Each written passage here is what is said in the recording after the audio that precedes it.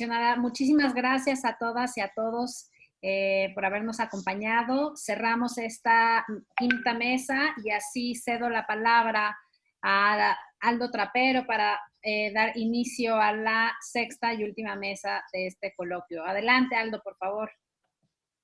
Muchas gracias, Irán, por cederme el uso de la palabra. Es un gusto estar nuevamente con ustedes por acá. Y pues sí, ya vamos en la última mesa, la mesa 6, que es cómo reconstruirnos en una sociedad abierta, sostenible, resiliente y pacífica. Y para eso, pues voy a presentar a nuestros colegas y panelistas que van a estar en esta mesa. Y comienzo con Luciana Cataldi, creadora y directora del programa Neurocer en Argentina. Ella es abogada especialista en derechos de los niños, adolescentes y derechos de las mujeres, egresada de la Universidad de Buenos Aires, Argentina, mediadora internacional, educativa y comunitaria y entrenadora en comunicación no violenta, y entrenada por Marshall Rosenberg y Dominic Barter.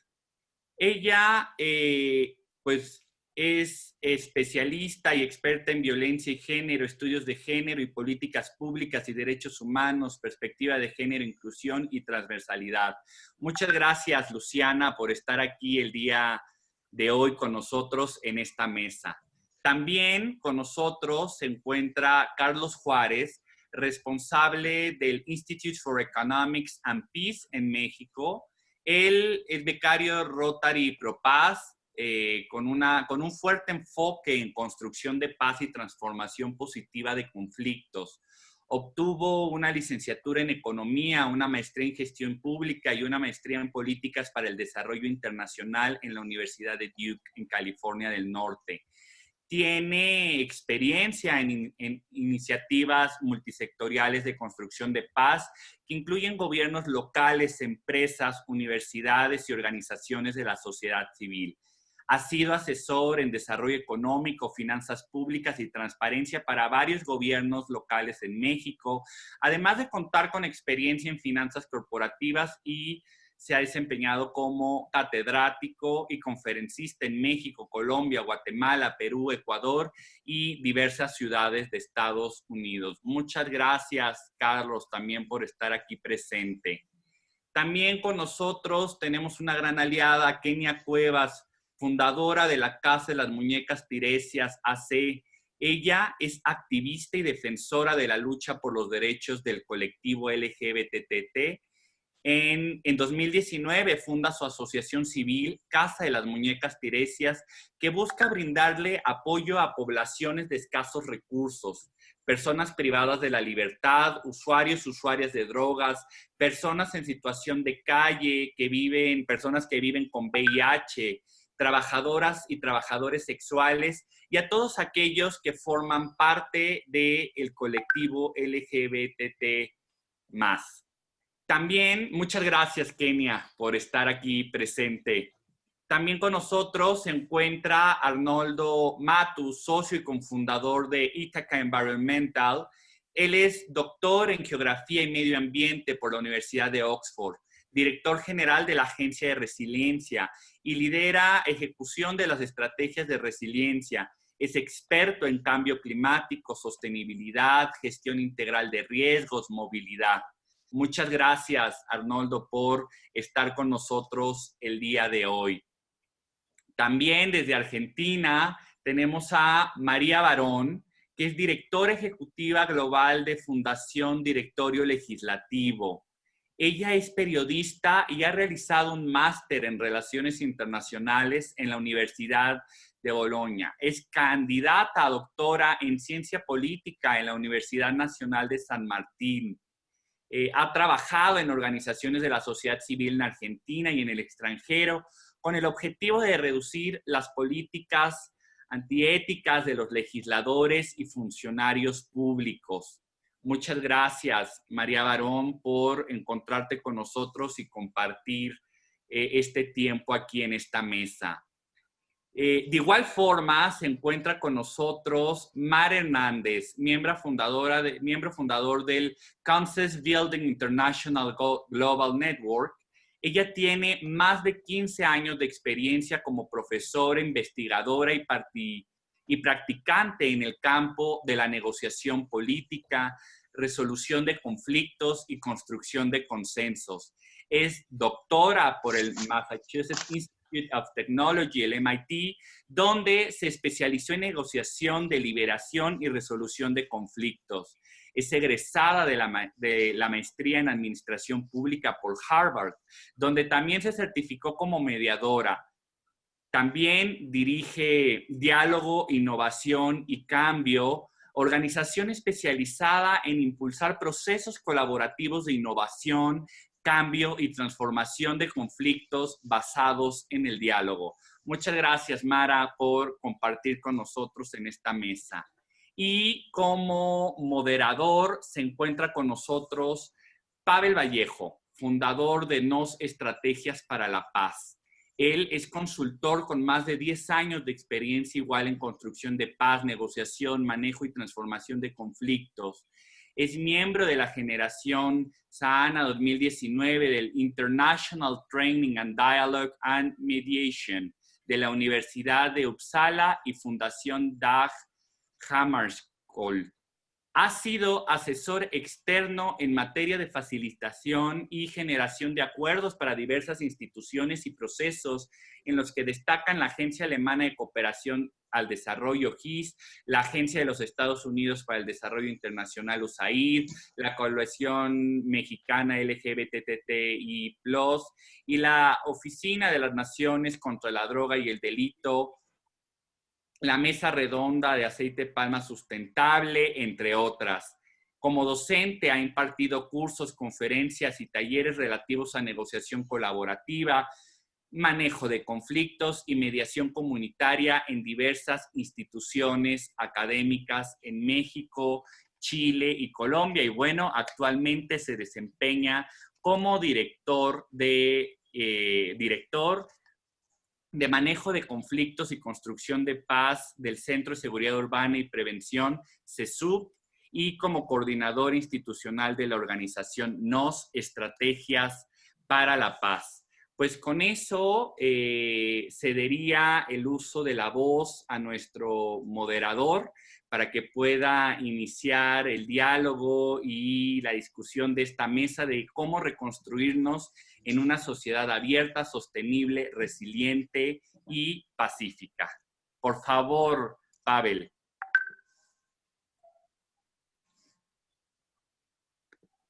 Muchísimas gracias, Aldo. Muchísimas gracias a todas ustedes por esta invitación. Les quiero dar la bienvenida a la mesa 6 del segundo coloquio por una reconstrucción abierta en la Ciudad de México. Personalmente es un lujo y es un honor tener la oportunidad de compartir este espacio con gente que admiro mucho, con quien he tenido la oportunidad de colaborar, otras que le seguimos la pista de manera muy puntual por todas las aportaciones que hacen y que han hecho durante tantos años a estos procesos de paz. Entonces, de entrada decir que esta se antoja como una mesa interesantísima con muchos temas por tratar y pues nada, darles las gracias también al Instituto por este espacio. El día de hoy tenemos un reto interesante, como bien mencionaba Aldo, abordar esta mesa sobre cómo reconstruimos una sociedad abierta, sostenible, resiliente y pacífica. Y frente a esta serie de discusiones que hemos tenido durante los últimos 2 días, pues nuestra intención del día de hoy, pues básicamente la hemos planteado en intercambiar algunas experiencias de cómo estas prácticas de apertura y de transparencia son, ¿no? Y pueden constituir una herramienta estratégica para que exista un proceso de empoderamiento a las personas, a las comunidades, y que podamos justamente construir sociedades abiertas, sostenibles, resilientes, pero sobre todo pacíficas. Mantendremos un poco la dinámica que se ha mantenido hasta esta sesión. Lo que nos importa mucho es poder dar oportunidad a que cada una de ustedes nos comparta sus reflexiones en torno a algunas preguntas que hemos tenido oportunidad de compartir. quisiéramos orientar nuestra conversación en estas líneas, por ejemplo. Primero es por qué consideramos necesario que a partir de situaciones de emergencia nos reconstruyamos como sociedades abiertas. Esta es una pregunta que creo que a todas, sobre todo en estos contextos tan complejos de COVID, representan preguntas fundamentales, ¿no?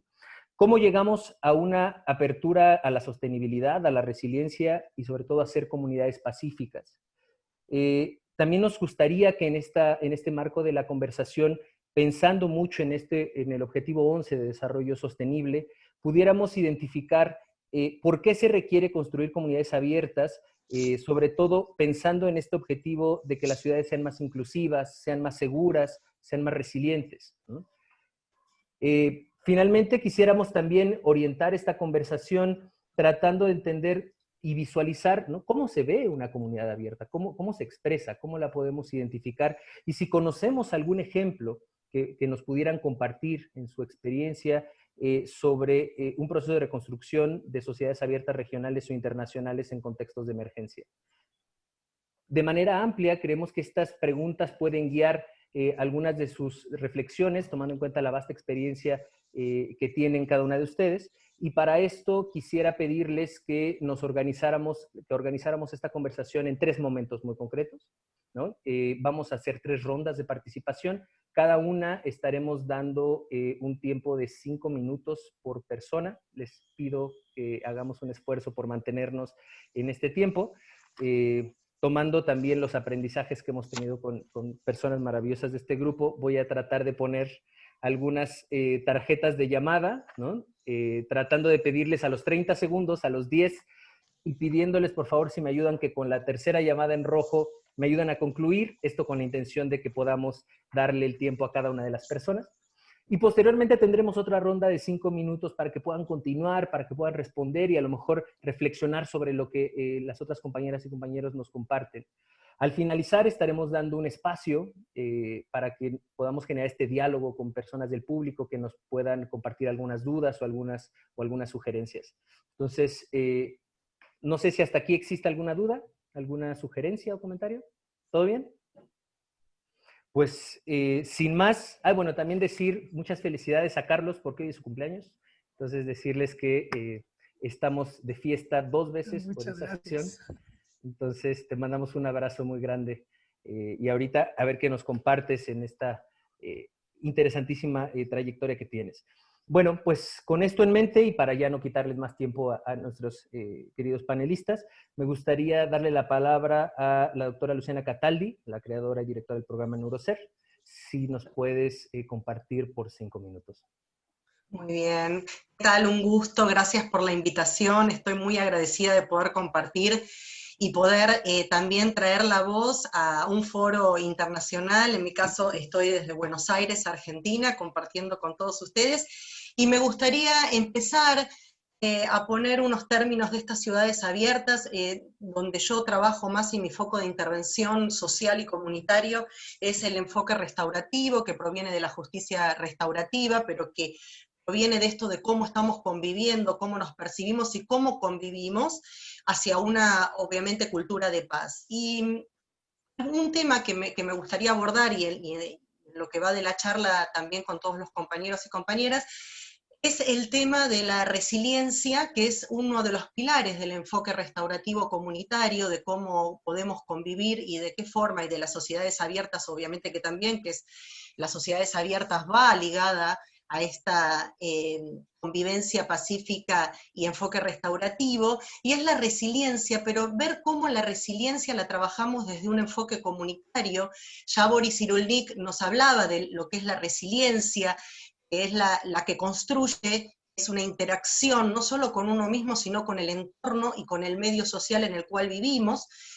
Pero también hoy en día podemos hablar de una resiliencia comunitaria después voy a ir desarrollando un poquito más, con 4 pilares de esta resiliencia comunitaria que habla Ojeda en el año 2001 a través de sus escritos, y que nos habla de una autoestima colectiva. ¿Qué significa? ¿Dónde nos instauramos en esta autoestima colectiva? Nos habla de una identidad cultural que debemos tener para poder expresarnos también. Nos habla de un humor social, este humor que siempre va ligado a la resiliencia como pilar de la resiliencia de la introspección, pero también de cómo nos vemos comunitariamente, la honestidad estatal, que es básico, y la solidaridad también tenemos que estimular, estos lazos sociales, este estado de cohesión social en el cual tenemos que convivir para poder hablar de sociedades abiertas.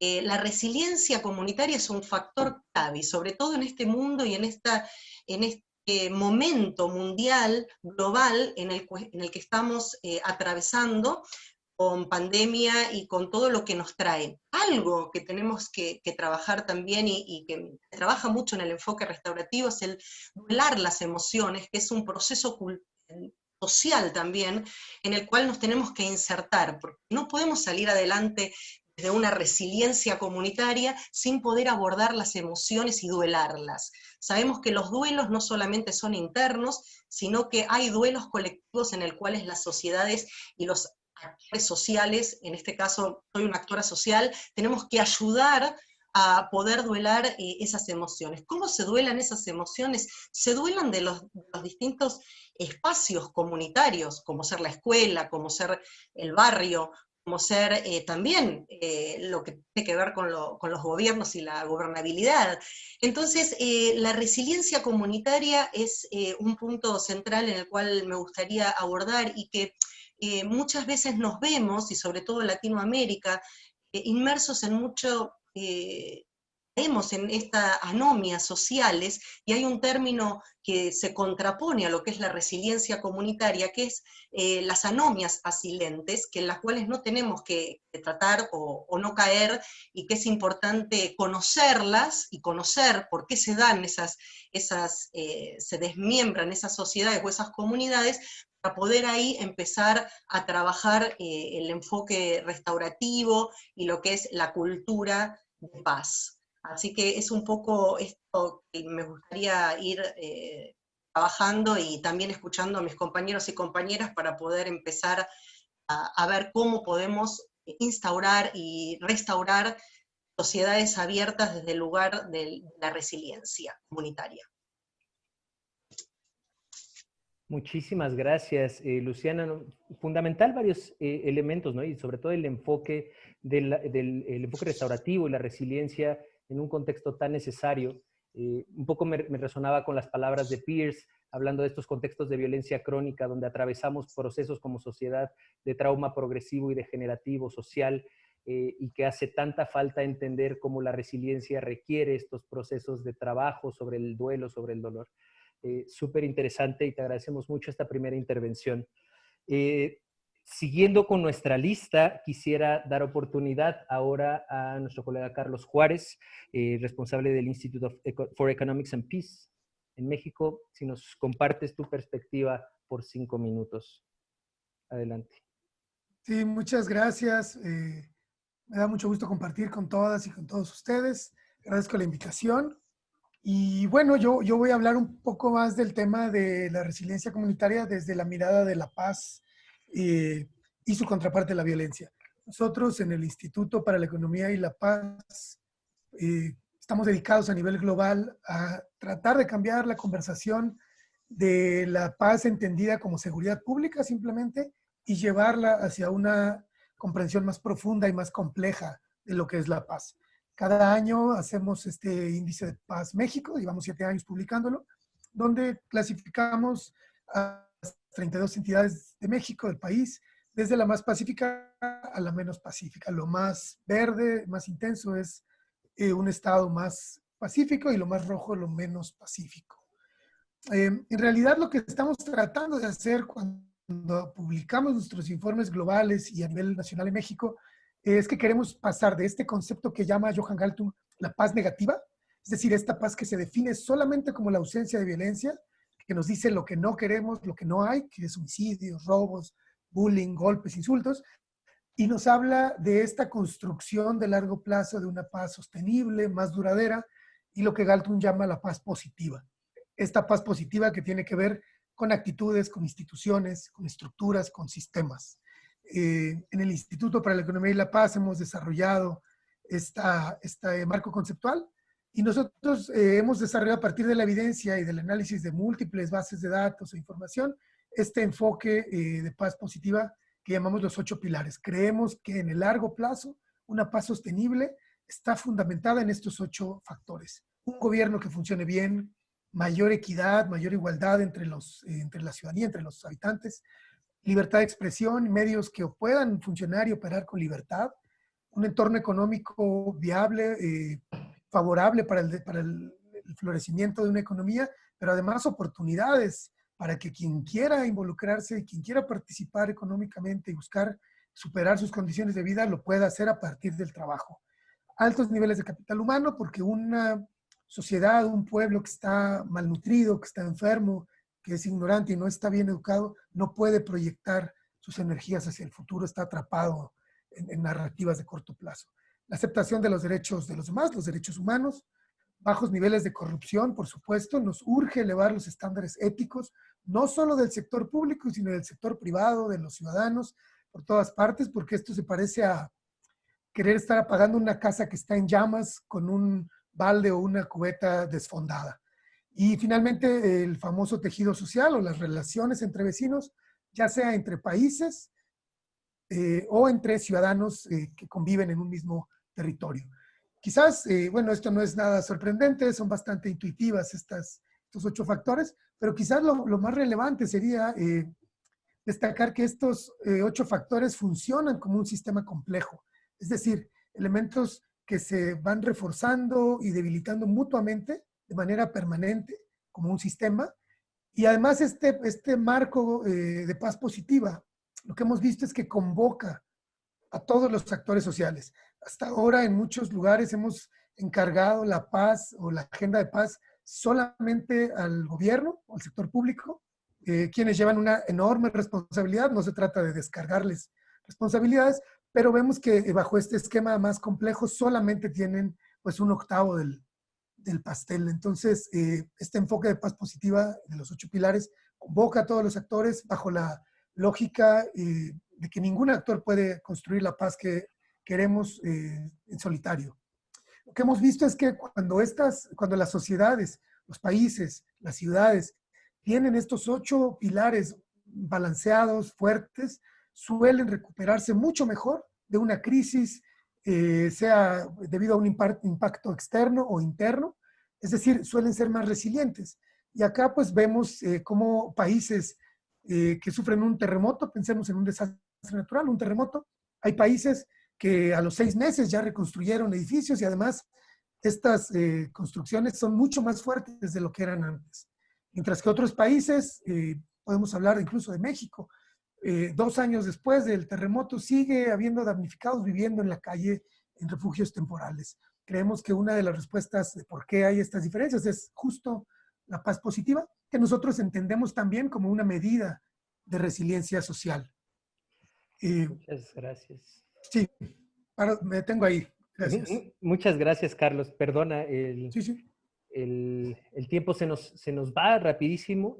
Yo creo que destacar muchas cosas súper interesantes, sobre todo esta relación del trinomio entre paz, seguridad, desarrollo, ¿no? Y las vinculaciones tan importantes que tiene en entender no nada más la complejidad, ¿no? Los sistemas complejos que involucran, sino a quién y quién tiene qué participación en todo este proceso, la diversidad de actores que tienen trabajo en esta construcción de paz positiva.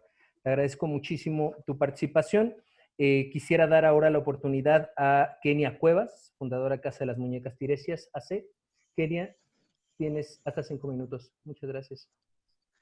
Muy buenas tardes a todos y a todas. Pues sí, efectivamente creo que son momentos de reflexión y de cambiar, ¿no? De transformar. Casa de las Muñecas se enfrentó ahora en una pandemia que llegó a nivel internacional en una crisis, pero también en una forma de solucionar al mismo tiempo, ¿no? Desgraciadamente llega esta situación a México y no hay una mirada incluyente por parte de las autoridades, ¿no? Yo con las poblaciones con las que me dedico a trabajar directamente en campo, pues son poblaciones vulneradas.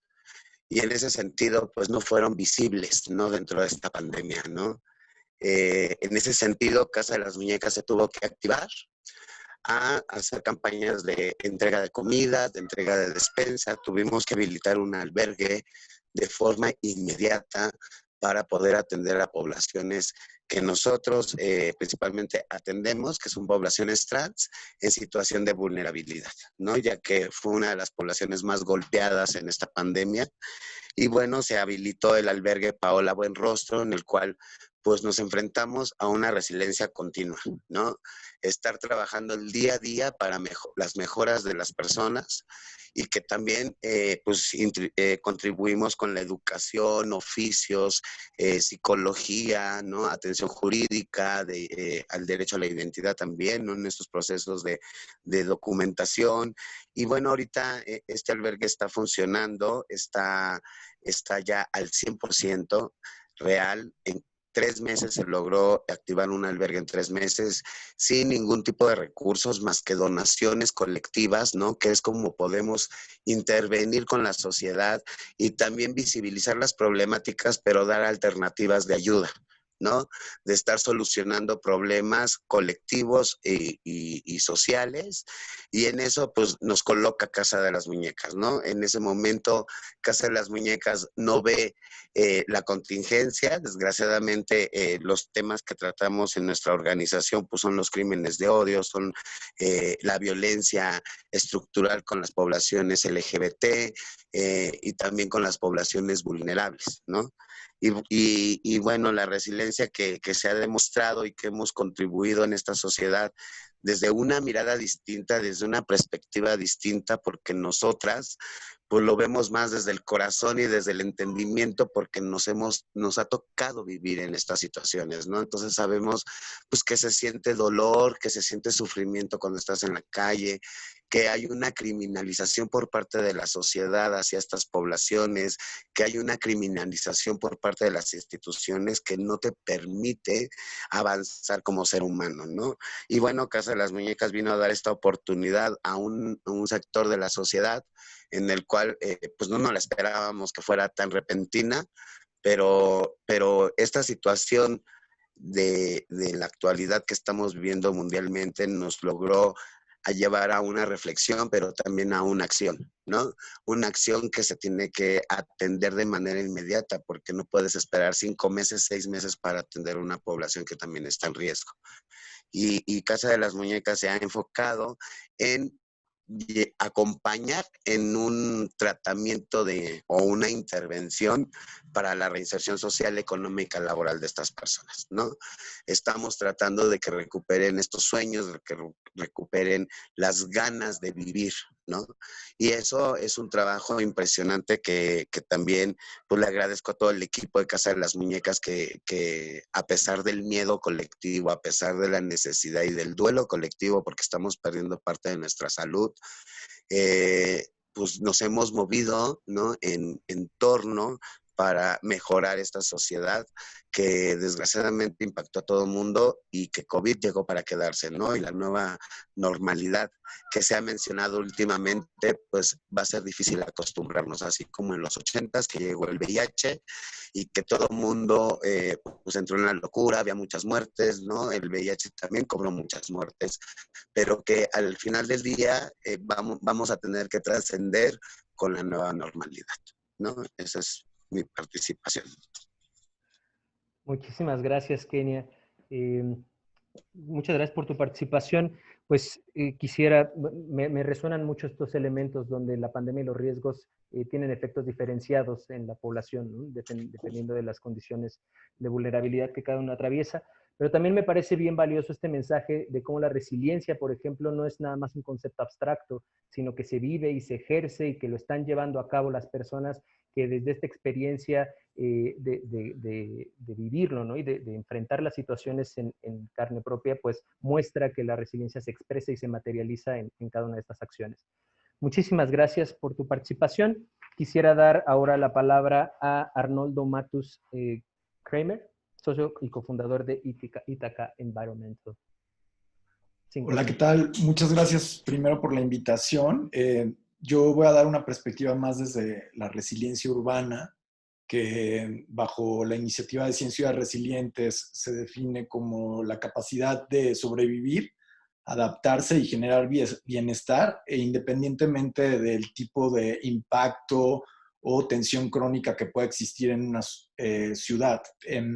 Y en ese sentido, bueno, distinguir entre el impacto, que puede ser algo muy de corto plazo, inmediato, como llegó esta pandemia o como fue el terremoto del 2017, y las tensiones crónicas, que son eventos que se van dando más lentamente en el tiempo, que afectan estructuralmente a la ciudad, como puede ser la marginación, la pobreza, la inequidad, u otros temas como por ejemplo en la Ciudad de México la sobreexplotación del acuífero, que es un fenómeno que no se tiene mucho a la vista, pero que al final pues genera impactos negativos de largo plazo en la ciudad. Y en ese sentido, creo que la pandemia del COVID-19 pues nos puede servir para hacer una reflexión sobre la ciudad que queremos y cómo impulsar la resiliencia y la sostenibilidad bajo el contexto que estamos viviendo, ¿no? Y en ese sentido, creo que hay distintas esferas, distintas escalas, que hay veces que incluso pueden entrar en conflicto desde una escala muy comunitaria local hasta una visión ya desde una perspectiva regional o de ciudad, megaciudad, como en el caso de la Ciudad de México. Y para esto es muy importante la apertura, el diálogo, la transparencia de la información. Al final de cuentas vivimos en una sociedad que cada vez existen más datos, entonces los datos y la información, entre más transparente sea, mayor detalle puede haber entre los distintos conflictos o debates que hay a nivel social, entre los conflictos entre las escalas, ¿no?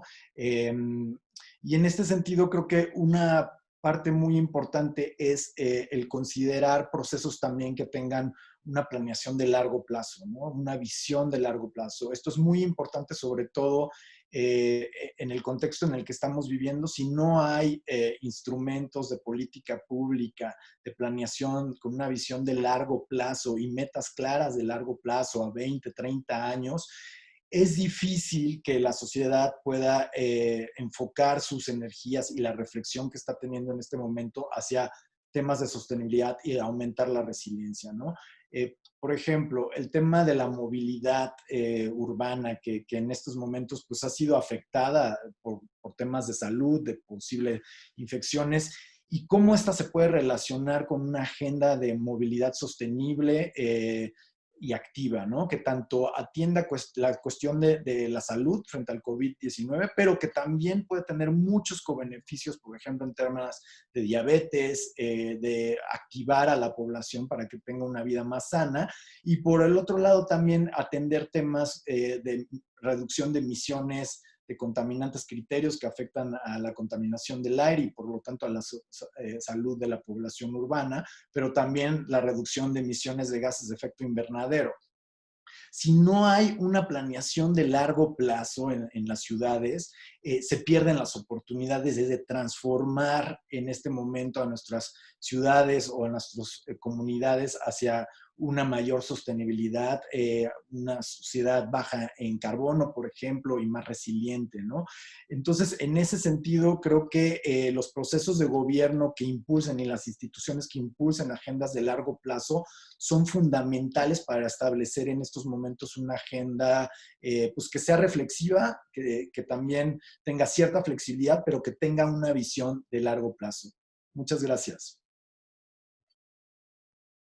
Muchísimas gracias, Arnoldo. Y creo que haces justo esta pregunta compleja, ¿no? ¿Cuál es la ciudad que queremos y cómo planteamos ese gran objetivo? Pensando en estos pilares como la información, ¿no? El tratamiento, la generación, la difusión, el trabajo con esa información frente al crisol de todas estas problemáticas que nos compartes y frente a estos retos, sobre todo con la necesidad de estos proyectos a largo plazo. Muchas gracias. Bueno, a continuación, María Barón, representante de OSC en OGP Washington y directora ejecutiva global de Fundación Directorio Legislativo.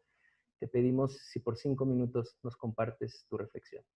Gracias, Pavel, y muchas gracias, obviamente, Mari Carmen, Aldo, Irán, por la invitación, tantos colegas de tantos años. Y me causa mucho interés estar en este panel, les tengo que decir, porque siempre son paneles de personas que trabajan los mismos temas que trabajo yo, y ustedes son una mirada muy superadora de lo que es nuestro propio trabajo, ¿no? Mari Carmen, compartimos hace muchos años este activismo por la transparencia, en donde muchas veces en vez de generar diálogo y resiliencia comunitaria, generamos más tensiones, ¿no? Con los gobiernos, con las comunidades, etc. Así que estoy acá para aprender de ustedes. Me gustaría solamente puntualizar 3 temas, y después por ahí en la segunda ronda ir avanzando un poquitito en cada uno. El primero es esta situación en la que nos encontramos a partir de mediados de marzo todos, en donde nos dimos cuenta que se nos vino la ola del tsunami encima, ¿no? En términos de nuestro trabajo como activistas por la transparencia, ¿no? Ese mundo horrible que pensamos, en donde que vivíamos, es mucho peor de lo que pensamos que era, ¿no? Entonces, todo ese trabajo de miles de años, o en mi caso de 20 años, por leyes de acceso a la información, de ética pública, lobby, lo que quieran, de repente empezó a ser mucho más restrictivo, mucho más limitado, en términos de 2 elementos. El primero es, nosotros con Mari Carmen también trabajamos mucho todo lo que es transparencia en los poderes legislativos, ¿no? Esta idea de parlamento abierto, para poder trabajar para adentro y también para generar soluciones para nuestras sociedades que sean construidas de manera abierta y en consecuencia más efectivas. Entonces, me abrió la puerta.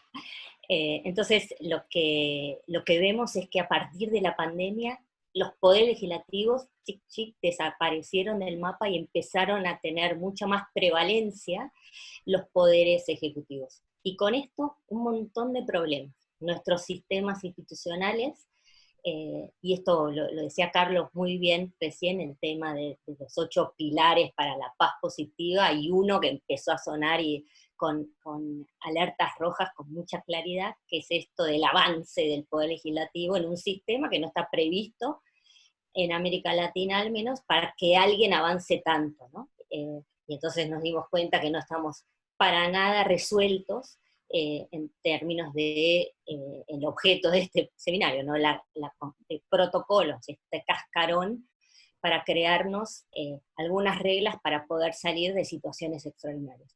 Este avance del Poder Ejecutivo lo que trajo es, en mi opinión, decía 2 elementos muy preocupantes. El primero es el avance sobre los derechos. Lo decían casi todos los oradores ayer y hoy, sobre todo en algunos derechos que creíamos muy conquistados, o en algunas o en muchas de las regiones de América Latina, casi conquistados. El de la libertad de expresión, el primero, y el segundo, el de la privacidad, ¿no? Que en retroceso ya venía, pero en esta pandemia en claro retroceso, con reglas por parte de algunos países para restringir el de acceso a la información y el de privacidad.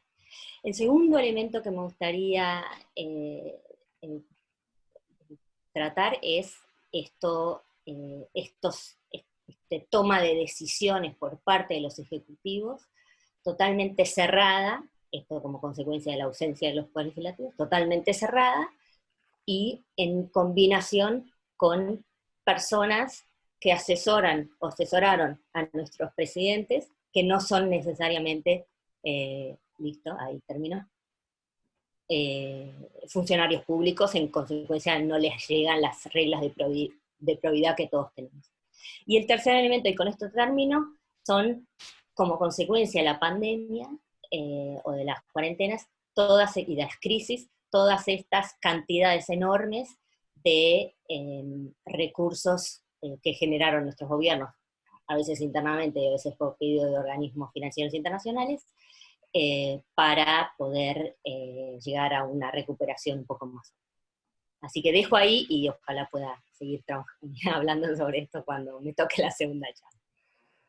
Muchas gracias, María, ¿no? Y perdón también que el tiempo se vaya tan rápido, pero no, yo creo que se destacan cosas súper interesantes y también reconocer que existe esta noción de retroceso, ¿no? De haberse replegado en tantos sentidos en una situación de pandemia y cómo las garantías, algunos derechos y algunas conquistas pues se van retrocediendo, pero que es necesario reflexionar también sobre ello. Bueno, finalmente para esta primera ronda quiero dar la palabra a Mara Hernández, miembro fundador del Consensus Building International Global Network. Y pues nada, Mara, decirte 5 minutos y te agradecería mucho que nos compartieras tus ideas.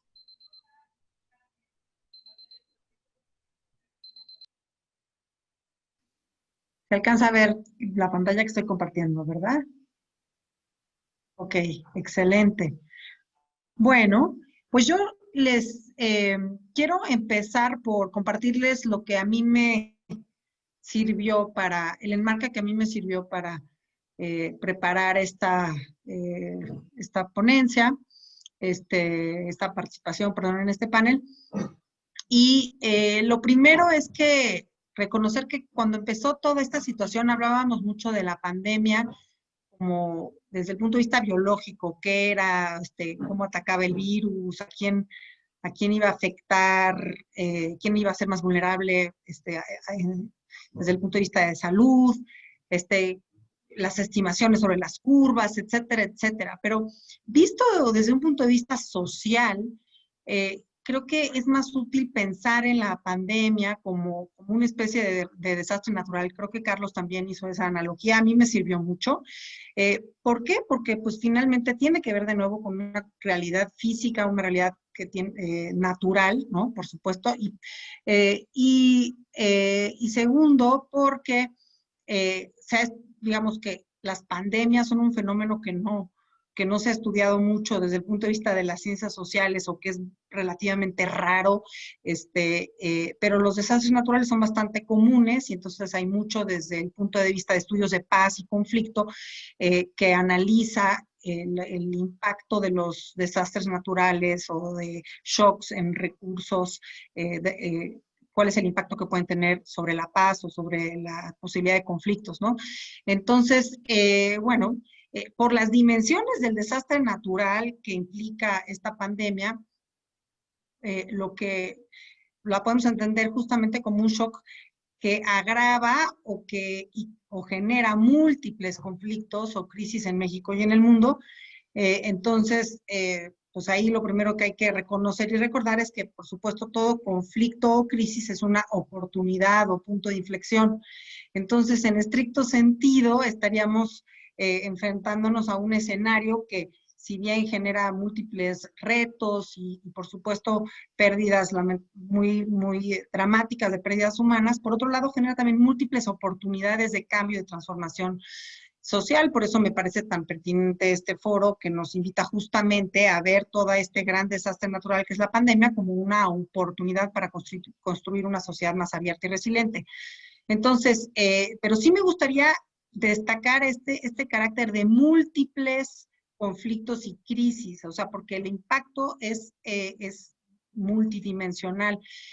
Entonces, si bien es un fenómeno global, los impactos de este desastre natural van a estar en función del contexto local. También lo mencionó Carlos, no es lo mismo una sequía en Siria, que muchos ven como una de los detonadores del conflicto y de la guerra en Siria, que una sequía en Australia. ¿Por qué? Porque el contexto local es extremadamente distinto. Carlos hablaba de una paz positiva, entonces Australia la podríamos ubicar con una paz positiva mucho, mucho mayor que Siria, y de ahí que, bueno, una sequía en un caso deriva en una guerra o alimenta o se convierte en una de las causas o motores de la guerra, y en el caso de Australia, bueno, pues sí, hay incendios, hay toda una serie de pérdidas de vida silvestre, pero pues la sociedad como tal, pues no está para nada al borde de una guerra como la de las dimensiones de la de Siria, ¿no? Entonces, en todo contexto entonces tenemos que pensar en los contextos de América Latina, en México en concreto, todo contexto tiene divisores, ya decir, factores que alimentan el conflicto, que tensionan a la sociedad, que son fuente de división, y que pueden ser estresados o magnificados, y por otro lado tienen conectores, es decir, capacidades locales para la paz, que promueven, que son fuente de unidad, fuente de resiliencia. Entonces, a mí me parece que ese es un punto de partida para analizar esta pandemia y las posibilidades de sacar lo mejor de la reconstrucción. Ya cuando me vuelva a tocar la palabra voy a continuar con esto, pero sí a lo mejor avanzar un poquito. Me queda un minutito, ¿verdad, Pavel? 30 segundos. ¿Sí? Me quedan 30 segundos. Entonces, algunos de los factores que van a tender a agravarse justamente como resultado de la pandemia, que yo identifico son, por ejemplo, el desmantelamiento, la crisis del sistema de salud en México, los patrones de exclusión económica de ciertos grupos, como los jóvenes, los indígenas, las mujeres, las comunidades LGBTI, el crimen organizado, la polarización en torno al conflicto socioambiental, y la violencia hacia defensores del medio ambiente, los machismos, micromachismos, el uso político de la justicia, la militarización y la polarización política. Mientras que tenemos, por otro lado, factores que conectan o son factores de resiliencia y que podrían ayudar a mitigar los impactos, ¿no? El discurso de primero los pobres y los vulnerables que llevó a este presidente a ganar en las elecciones con una abrumadora mayoría, el clamor popular contra la corrupción, los principios de Estado abierto, la cultura de protección civil en la Ciudad de México, por ejemplo, y de movilidad sustentable, el enfoque de derechos humanos, el carácter civil de la Guardia Nacional, que fue un consenso de todas las fuerzas políticas, y una cultura incipiente de construcción de acuerdos multipartidarios con lo de principio también de Parlamento abierto. Me voy a quedar ahí y en mi siguiente intervención voy a construir sobre estas ideas para apuntar hacia algunas recomendaciones. Gracias. Muchas gracias, Mara. Me parece también súper valioso y bien interesante esta metáfora sobre el desastre natural. Alguna vez en la maestría de prevención de riesgos de desastres naturales, también aquí en DF, se hacía esta reflexión sobre la diferencia entre un fenómeno natural y un desastre. Y cuando se habla que este desastre surge de las vulnerabilidades que tienen las mismas sociedades al enfrentar estos fenómenos, ¿no? Y cómo justo identificarlos nos puede mostrar las pistas que requieren fortalecerse y que requieren adaptarse para poder enfrentarlos. Te agradezco muchísimo y a todas y cada una por esta primera participación. Finalmente, esta primera ronda busca abrir la perspectiva frente a la experiencia de cada una de ustedes y quisiéramos dar paso a una segunda ronda en la que pudiéramos también reflexionar frente a lo que se ha mencionado alrededor y tal vez profundizar un poco más en estas ideas que se han dado. Y quisiera dar la palabra nuevamente a Luciana Cataldi. Si me puedes compartir otros 5 minutos pensando en que podamos complementar estas ideas. Adelante, Luciana. Muy bien, muchas gracias. Voy a compartir, no sé si ahí están viendo, me hacen así con el dedito, así están viendo el power, bien, perfecto. Así no, ya que veo que voy a tomarme unos minutitos en esto que pude expresar en esta primera ronda, ahora ir profundizando un poco más en este entramado de la resiliencia y estos 8 pilares que son el afrontamiento, la autonomía, la autoestima, la conciencia, la responsabilidad, la esperanza, sociabilidad inteligente, tolerancia a la frustración. Estos son los 8 pilares de la resiliencia comunitaria en el cual, pandemia, si todo esto puede encaminarse desde un lugar diferente también, porque muchos hablan de la nueva normalidad, pero hoy vemos que esa normalidad está un poco lejos y que tenemos que hablar de otras realidades y otras formas de contextualizar tanto la convivencia como la paz. Entonces, esto de la anomia asiliente, que es un término que me gusta explorar y que hay que empezar a trabajar, porque muchas veces caemos en estas, muchas veces caemos en esta situación. Es un poco lo que les estuve hablando al principio, cómo podemos ir desarrollando esta resiliencia a partir de factores que son muy importantes, que son los factores de prevención.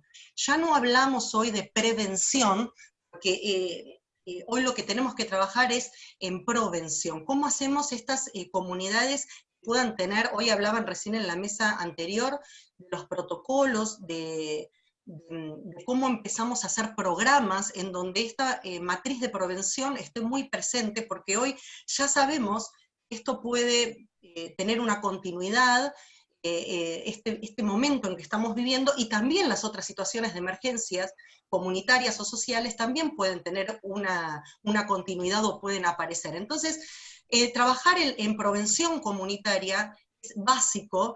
Ya no hablamos de prevención, sino de prevención. Y ahí hay una escalera, que es una... Ustedes me avisan cuando termino, porque no miro el reloj, por favor.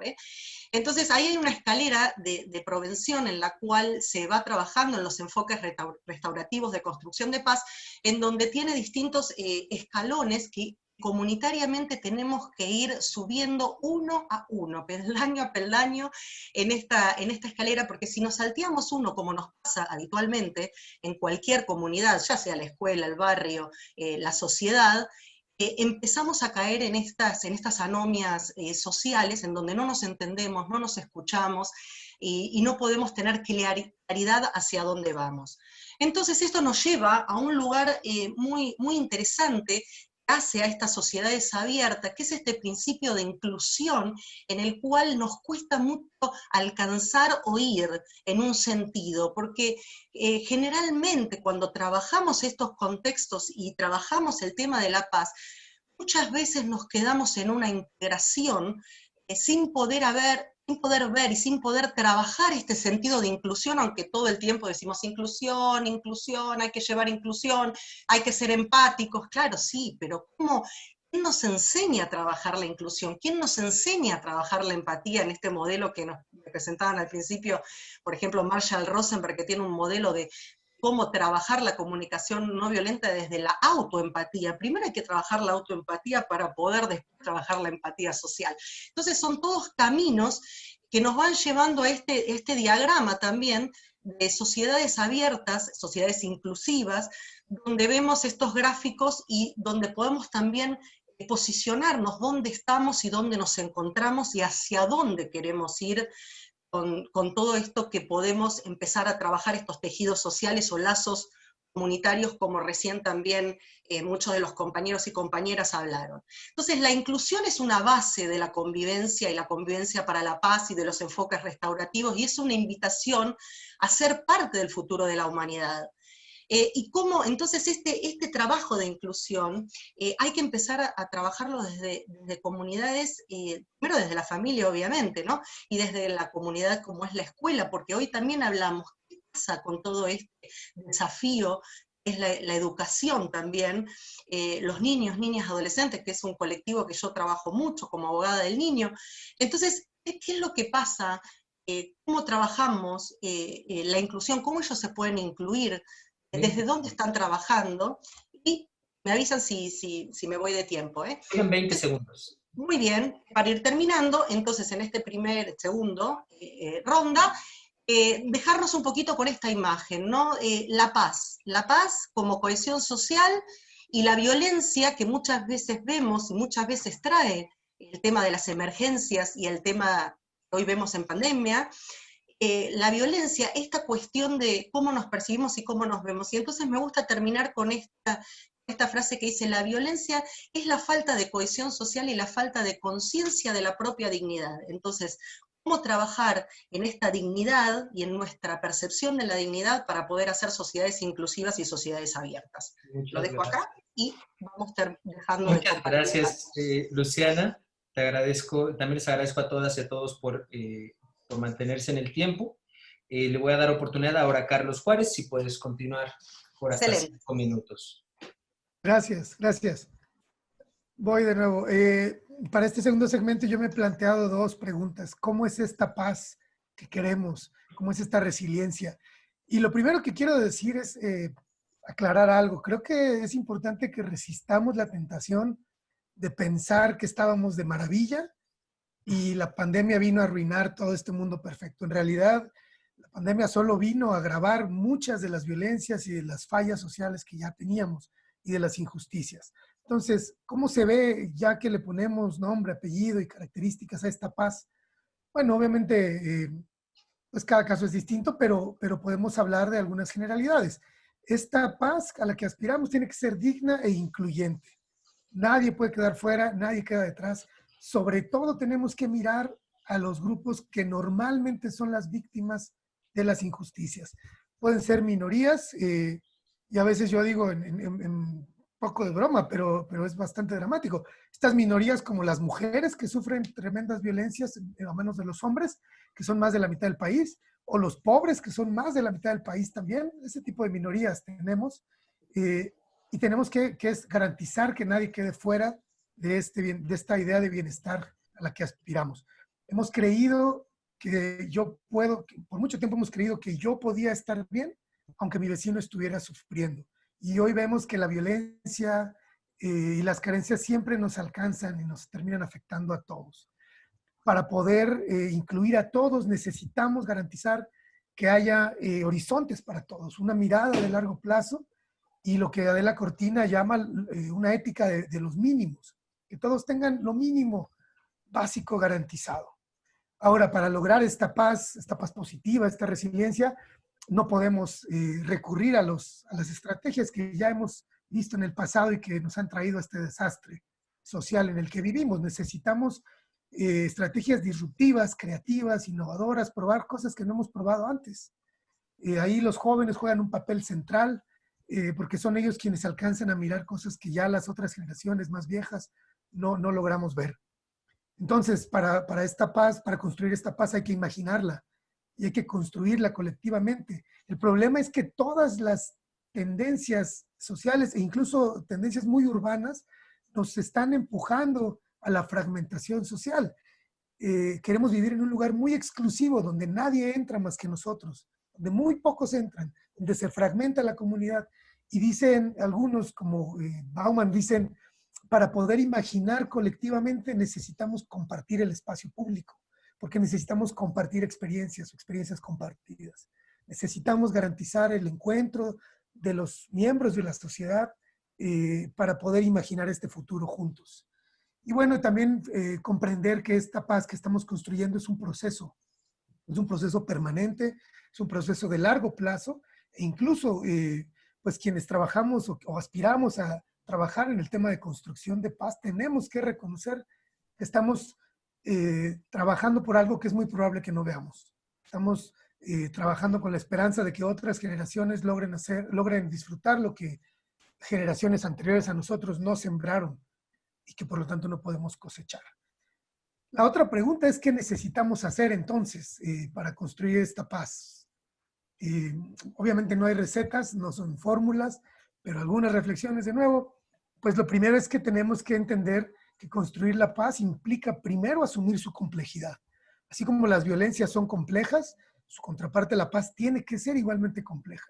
Y se tiene que construir a partir de estrategias muy complejas, integrales, amplias, y ya dije creativas también. Y para lograrlo hay que hacer una agenda colectiva, ya lo mencionaban antes ustedes. Una agenda colectiva que sea amplia, social, pero también temporalmente. Es decir, que mire muy lejos, en el largo plazo.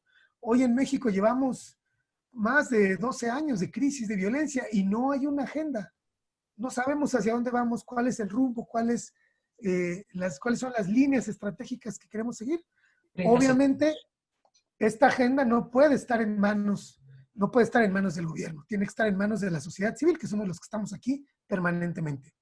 Para hacerlo hay que resistir la polarización también. Todos los discursos que viven nuestros países y nuestras sociedades son polarizantes, nos quieren dividir. La opinión pública se ha vuelto un botín electoral y necesitamos reconstruir la confianza y recuperar la confianza en nuestras autoridades y entre los miembros de la sociedad.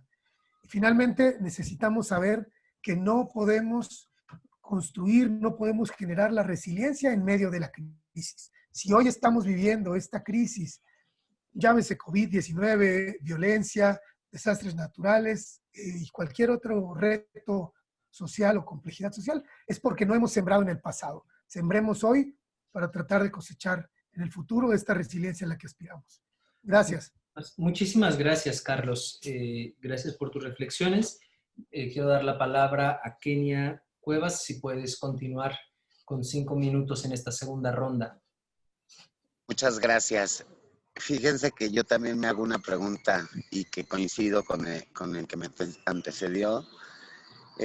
¿Cómo construimos la paz? ¿No? ¿Cómo construimos un mundo incluyente?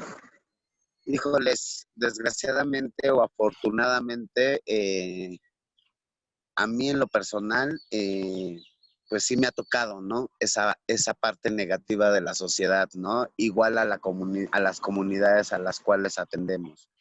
Sin embargo, sí somos víctimas, pero no podemos estarnos victimizando todo el tiempo, ¿no? Cómo construimos, cómo nos desconstruimos, y pues es una forma de cómo estamos atendiendo y cómo nos estamos viendo, ¿no?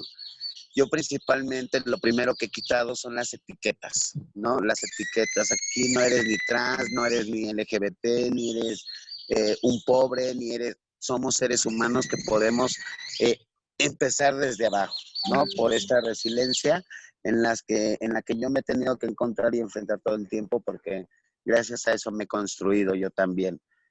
Y bueno, es lo que estamos motivando a través de nuestra organización.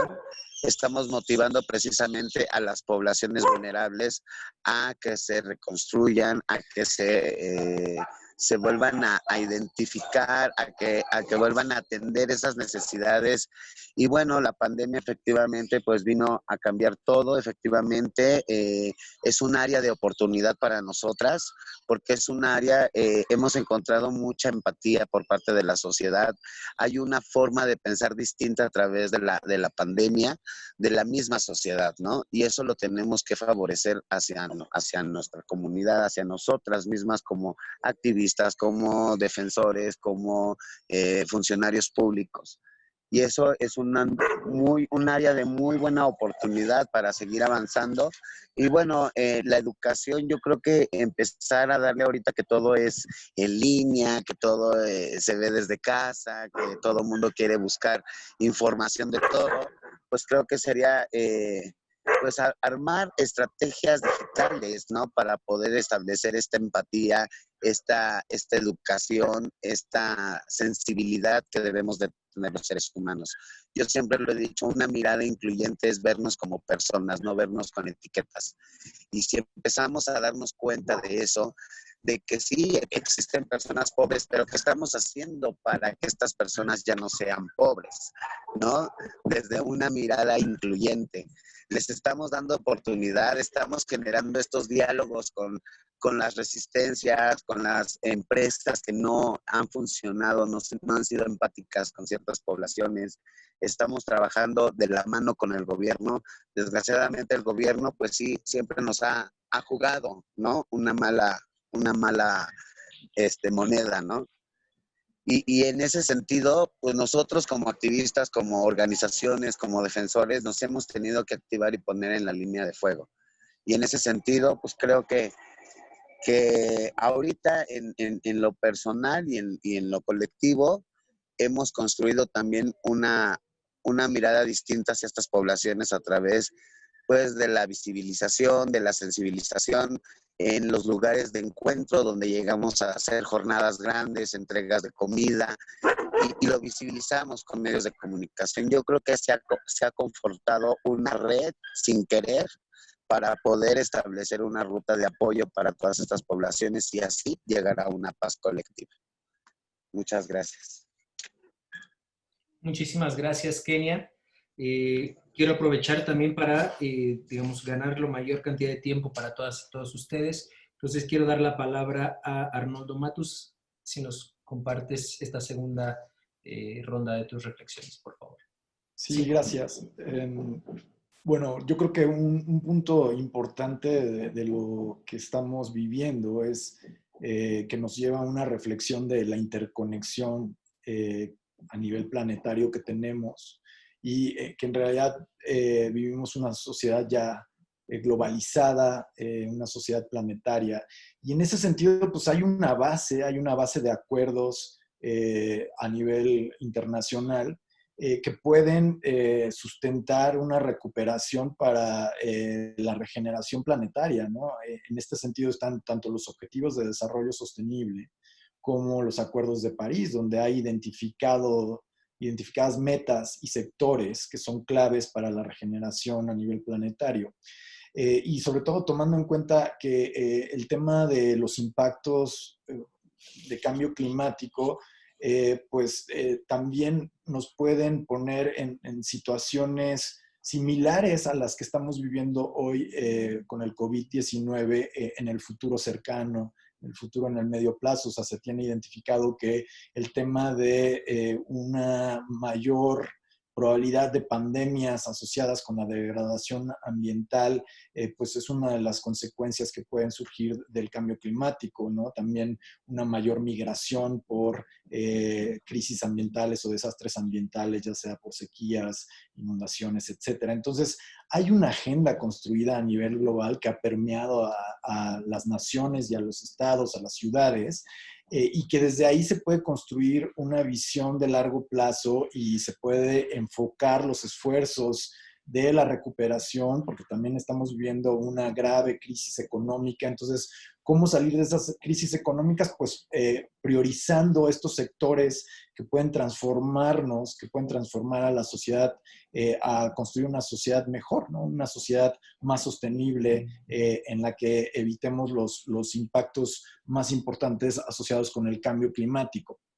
Pero esa es una escala. Creo que la otra escala, y bien se mencionó aquí, es la comunitaria, y creo que ahí sí el papel del espacio público y de la planeación urbana es fundamental. ¿Cómo podemos repensar nuestras comunidades en torno al espacio público, ¿no? Y hay muchos ejemplos de ciudades que están transformando en estos momentos sus espacios públicos, que le están cediendo el espacio, están quitando, por ejemplo, el automóvil para cedérselo a los peatones o a los ciclistas, para tener ciudades más sanas, ¿no? Dando espacio para que los niños jueguen y que no sean las calles tomadas solamente por los automóviles, que al final pues es una minoría los que nos movemos o se mueven a través del automóvil. Entonces, hay pequeñas acciones que pueden transformar nuestras comunidades, y que este es un espacio, una oportunidad que tenemos para hacer esa reflexión. Por último, también hacer una reflexión a nivel individual, ¿no? A otra escala, pues creo que es un momento muy importante para que reflexionemos, por ejemplo, nuestros hábitos de consumo, ¿no? ¿Qué es importante? Somos responsables de lo que consumimos, y por lo tanto, pues creo que estos momentos de que realmente nos están haciendo reflexionar, pues la importancia, por ejemplo, de la cercanía con nuestros seres queridos, de disfrutar el espacio público, de tener un ambiente sano, pues son muy importantes que lo transformemos en cuestión de nuestra responsabilidad como individuos hacia la sociedad. Entonces, pues en este sentido, creo que este proceso de la pandemia del COVID-19, pues dan un espacio para la reflexión que podemos hacer a distintos niveles, desde el nivel global como hasta el nivel individual, y bueno, lo que llamo es pues a que lo aprovechemos al máximo para que al final salgamos de estos fortalecidos, siendo más resilientes, pero también construyendo una sociedad más sostenible y con una visión más planetaria, ¿no? Y que perdamos un poco el egoísmo que pues al final una sociedad consumista nos ha llevado a tener, y que reflexionemos no nada más en los humanos, sino también en todas las especies que nos acompañan en este planeta, y que el impacto humano es tan grave y que hay veces que ni siquiera están en la mesa del debate, ¿no? Entonces, tener esa reflexión que no estamos solos en este planeta, sino que convivimos con millones de especies, y que el 50% de las especies pues han sido aniquiladas en los últimos 50 años, ¿no? Entonces, creo que también es un momento para que lo reflexionemos, porque uno de los impactos del COVID-19 y con la reducción de actividades humanas es precisamente el ver cómo se regenera ciertas áreas naturales pues que estaban fuertemente degradadas, ¿no? Muchas gracias. Muchas gracias, Arnoldo. Continuamos con María. María, nos compartes en 5 minutos en esta segunda ronda tus reflexiones, por favor. Gracias, Pavel.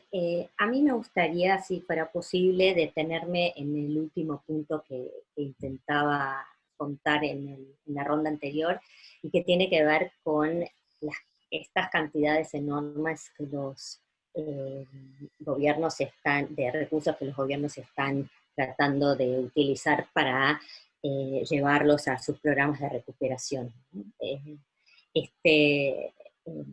En América Latina se ve con mucha claridad que es un riesgo muy, muy concreto, y hay muchos ejemplos demasiado concretos, para mi gusto, de riesgos de corrupción y captura. Y en este sentido, nos obliga a nosotros, la comunidad de organizaciones que trabajan en estos temas, a tratar de repensar cuáles son nuestras estrategias diferentes de las que veníamos utilizando antes, ¿no? Si pudiéramos hacer como una mirada muy global de lo que veníamos haciendo tanto en los años, o sea, a partir de los años 2000, me parece que tienen que ver con dos líneas muy claras. La primera es las organizaciones que trataban de generar normativa en los países que pudiera prevenir la corrupción y permitirles el acceso a el derecho de acceso a la información, ¿no? Digamos, podemos decir efectivo o no, se ha trabajado mucho en ese sentido en América Latina, con algún grado de éxito, que iría por un lado, y el segundo lado es efectivamente la publicación de información necesaria para poder hacer el monitoreo necesario de, en este caso, los gastos de los propios gobiernos. Me parece que en esta segunda, si quieren, generación post-pandemia o durante pandemia, esta situación nos obliga a repensar lo que veníamos haciendo, ¿no? Y me parece que ahí hago eco de lo que decían mis antecesores, ahí me parece que se abre posiblemente una oportunidad. Y esta oportunidad me parece que tiene que ver con lo que decía antes, una segunda generación o tercera generación quizás de modo de intervención. Me parece que viene más, en vez de generar condiciones, tanto normativas como de publicación de información, me parece que tiene que ver más ahora con el uso de todo eso que venimos haciendo durante tantos años, tantos miembros de esta comunidad. Y me parece que ahí también, con esa mirada un poco más sobre me imagino, y de hecho hay muchos que ya lo están haciendo, tiene que ver con cruzar información que ya está disponible y que por sí sola, decían en el panel anterior y en el anterior, los datos por sí solos no tienen ningún sentido, ¿no? Hay que hacerlos conversar, hay que hacerlos tener un sentido, y hay que hacerlos que trabajen para nosotros, para estas comunidades que queremos para adelante, más sanas, más pacíficas, ¿no? Y esto, me parece, para cerrar, tiene que ver con quizás un trabajo que no hemos hecho en los últimos 20 años, y es traer a distintas partes de las distintas comunidades a este debate y a esta lucha, ¿no? Por tener sociedades o gobiernos más limpios, más abiertos. Siempre hemos sido una comunidad más chica, bastante efectiva, pero más chica. Me parece que también, escuchando lo que decían algunos de los oradores anteriores, me parece que es una gran oportunidad. Quedo acá. Muchas gracias, María. Finalmente, para esta ronda, Mara, si nos compartes y puedes continuar con tu exposición, tienes hasta 5 minutos. Gracias, Pavel. Bueno, pues decíamos que, también retomando mi última participación, y voy a tratar de conectar también con lo que han dicho algunos de ustedes, pero esta idea que me parece a mí por lo menos bien importante, ¿no? De que la pandemia es un contexto, un fenómeno global, pero que sus impactos están en función de los contextos locales y diferenciados de cada país, de cada región. Y bueno, les compartía yo algunas ideas, algunos ejemplos de elementos de esos contextos, del contexto mexicano en concreto, ¿no? De elementos que generan tensión, ya que estaban ya tensionando, que generan violencia, que generan conflicto en el contexto mexicano, y también de elementos que son cuestionadores, que generan resiliencia, que unen, que son consensuales. Y bueno, ¿para qué este análisis? Bueno, pues para también agarrarnos de eso hacia adelante, ¿no? En términos de las acciones concretas que podrían ayudarnos justo a construir esa sociedad pacífica, esa paz positiva de la que hablaba Carlos. Estoy de acuerdo que se requieren soluciones que sean incluyentes, también soluciones que se construyan con la participación de los distintos actores. En fin, creo que me adhiero a muchas de las cuestiones que él mencionó. También a esta idea de Kenia, ¿no? De no etiquetar, ¿no? Y de la importancia entonces de reconocernos como seres humanos con necesidades comunes, ¿no? Y para eso nos sirven muchos marcos que ya existen, por ejemplo, en el sistema de Naciones Unidas, como son los derechos humanos o como son estas convenciones de las que hablaba Aldo, ¿no? Que son elementos del contexto internacional, consensos del contexto internacional, los mismos objetivos de desarrollo. Creo que todos esos son conceptos, son valores, son normas, en el caso de los derechos humanos, porque está en el artículo 1 constitucional, que son elemento de cohesión y que podemos agarrarnos de ahí, ¿no?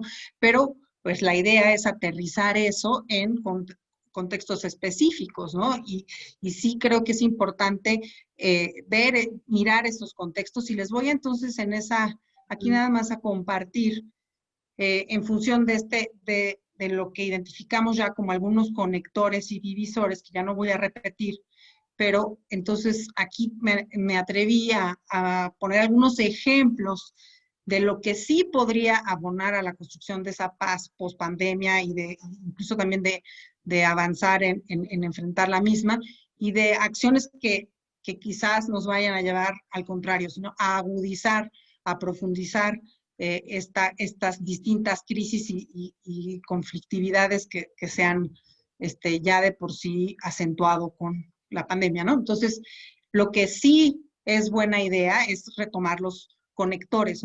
Yo estoy de acuerdo con las soluciones disruptivas, pero una parte importante es reconocer que toda sociedad tiene capacidades locales para la paz, tiene elementos que la cohesionan, que la fortalecen, y hay que verlos, porque en medio de tanta polarización a veces quedan invisibilizados. Aquí les voy a dar algunos ejemplos de acciones o de estrategias que retoman algunos conectores. Por ejemplo, a mí me parece que toda esta idea de hacer transferencias directas de dinero focalizadas hacia sectores vulnerables es un tipo de acción, por ejemplo, que ha impulsado este gobierno, el ejemplo, y que empezó, de hecho, el actual presidente cuando gobernaba la Ciudad de México, las transferencias hacia los adultos mayores, por ejemplo, y que en su administración, en la administración actual, han alcanzado a otras poblaciones. Por ejemplo, muchos jóvenes son receptores de estas ayudas y transferencias directas de dinero, focalizadas, sin intermediarios, que creo que justamente abonan ese discurso cohesionador de que primero tienen que ir los grupos vulnerables, primero deben ir los pobres,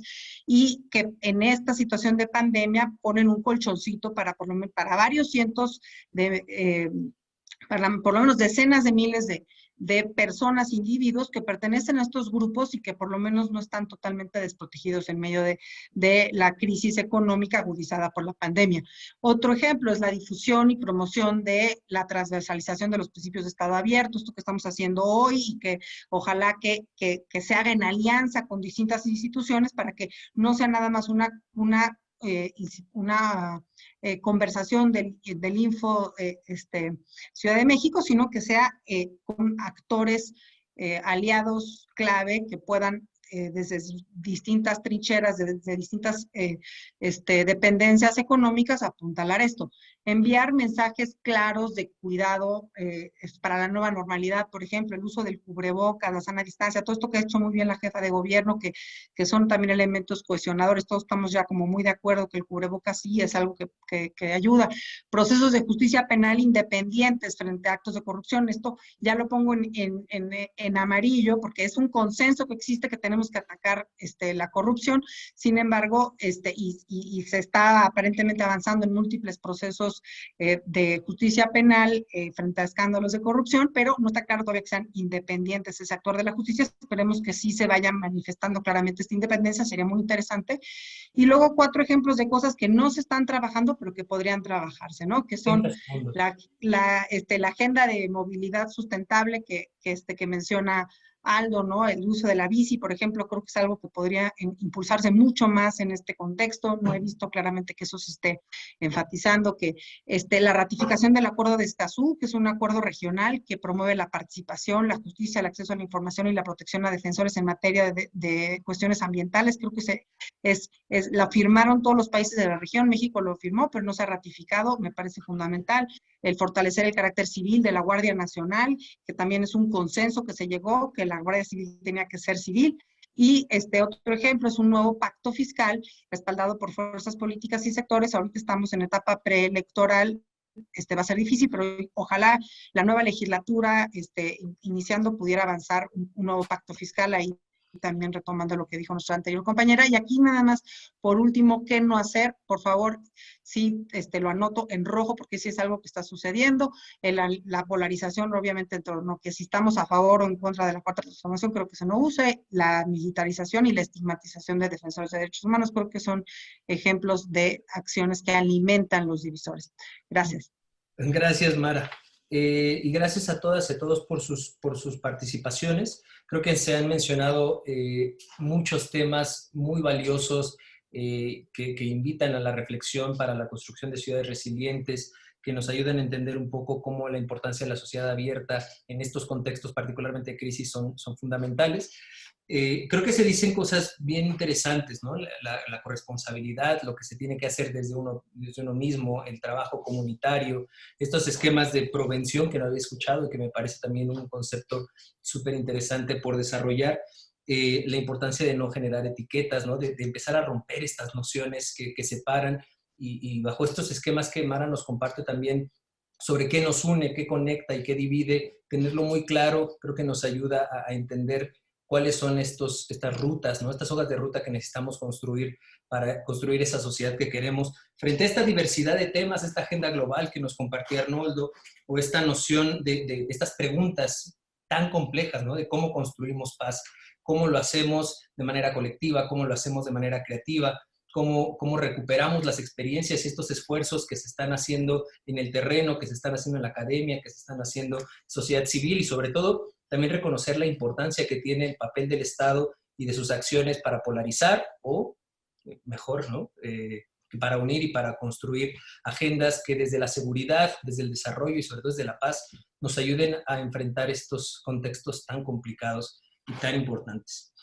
Bueno, pues esta tercera etapa, ya nos queda muy poco tiempo, han sido creo que varios aportes y hay una discusión que esperamos que esto sea un abrebocas para otras oportunidades. Tenemos mensajes del auditorio que creo que son importantes reconocer. Hay muchos mensajes de agradecimiento, de respaldo, de apoyo hacia varios de los panelistas. Hay mensajes concretos que nos dicen que después de vivir una situación de emergencia, la reconstrucción no es solo rehabilitar inmuebles o espacios, sino instituciones, normas y modos de vida.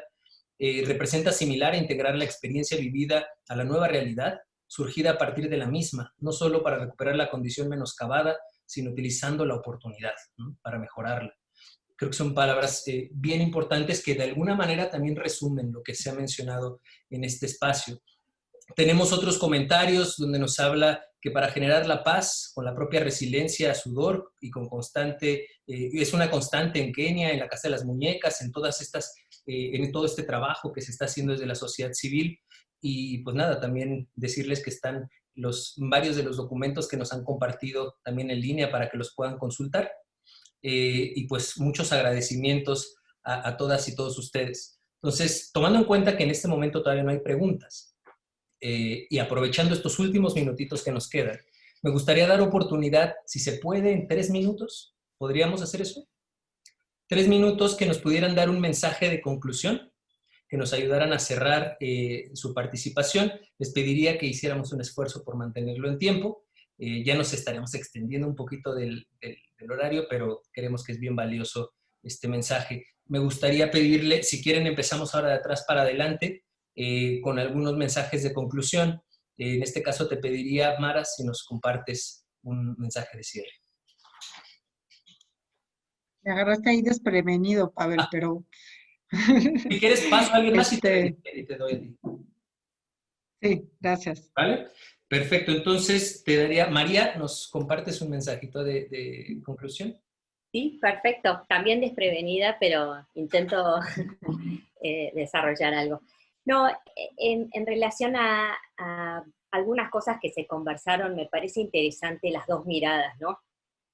Muchas de las intervenciones, ¿no? De Luciana, de Carlos, de Aldo al principio, de Arnoldo, esta mirada muy global, con muchas variables, muy interesante para poder generar esa conversación desde muchas dimensiones. La mía quizás mucho más práctica y con más intervención sobre la práctica, ¿no? sobre las políticas de los estados o en la construcción de consensos entre organizaciones de la misma comunidad. Y me parece que ahí hay algo interesante, ¿no? Es que lo miro para adelante para nosotros que estamos en este panel. Me parece interesante la conversación entre ambos, ¿no? Esta cosa muy arraigada sobre la realidad, sobre el día a día, en nuestro caso, sobre qué recursos se están generando y cómo los están gastando los gobiernos para que sean sociedades que sean más justas, y la mirada más global con otros elementos, este concepto que decía Luciana al inicio de la escalera, ¿no? Esa conversación entre ambos me parece muy interesante. En nuestro mundo hay muchas iniciativas que si fueran muy globales, muy comprendidas y hechas carne por muchos, serían súper transformadoras. Y cierro con esto. Mari Carmen también trabajamos mucho en ese sentido. La Alianza para el Gobierno Abierto es una alianza de 79 países que trabaja por el Estado abierto y tiene una potencialidad enorme.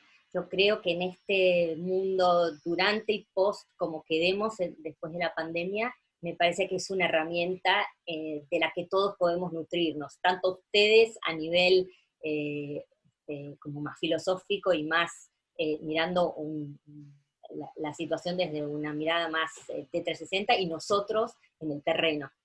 Listo. Muchas gracias. ¿Arnoldo? Sí, creo que una conclusión o reflexión que haría es la importancia también de distinguir entre, digamos que la sociedad que vive en la formalidad y la que vive en la informalidad, ¿no? Porque creo que los impactos tanto del COVID-19 como de otros desastres son altamente diferenciados y sobre todo digamos que en el sur o en los países en desarrollo es un tema sumamente importante que hay veces que no adquiere la dimensión adecuada y que mucho a veces de las intervenciones están en muchos casos enfocadas hacia la sociedad que vive en la formalidad y no en la informalidad. Y bueno, solamente en América Latina, pues por casi la mitad de la población, si no es que más, vive de una economía informal, ¿no? Entonces, el tema del COVID-19 fue muy claro cómo esos impactos son diferenciados, ¿no? Desde pues, las personas que igual sí podían mantenerse en casa, porque estaban dentro de un esquema de formalidad, cubiertos con cierta seguridad social y derechos del empleo, mientras que una gran mayoría pues no tenía esas condiciones, ¿no? Entonces, creo que hace falta una mayor inversión de nuestros gobiernos a innovar en cómo atendemos pues estas condiciones de informalidad bajo desastres, incluyendo la pandemia. Y luego, para terminar también el tema del sector privado y la responsabilidad que tiene de aprovechar también lo que estamos viviendo para ser responsables, sobre todo en el tema de seguridad social con sus empleados, ¿no? Ese es un tema muy importante que creo que debe fortalecerse. Y por el otro lado, también aprovechar las oportunidades que haya dentro del sector privado para impulsar el tema de sostenibilidad y resiliencia. Muy claro es, por ejemplo, este tema de que en muchas empresas se ha llevado a la digitalización y al trabajo desde casa. Pues bueno, eso tiene implicaciones muy importantes que deberían de hacer una reflexión en cada una de estas empresas para ver cómo algunos de estos elementos se pueden continuar y aportar a la sostenibilidad, por ejemplo, de las ciudades donde tenemos muchos problemas de movilidad y de tráfico y todos los impactos negativos que esto genera en nuestras sociedades, ¿no? Entonces, creo que el COVID-19 en términos de digitalización nos brinda importantes oportunidades que no debemos desaprovechar y que deben de continuar y ser permanentes en algunos casos, ¿no? Como la oportunidad de trabajo desde casa sin tanta movilidad en la ciudad. Gracias. Gracias. Gracias, Arnoldo. Kenia, ¿nos compartes una conclusión?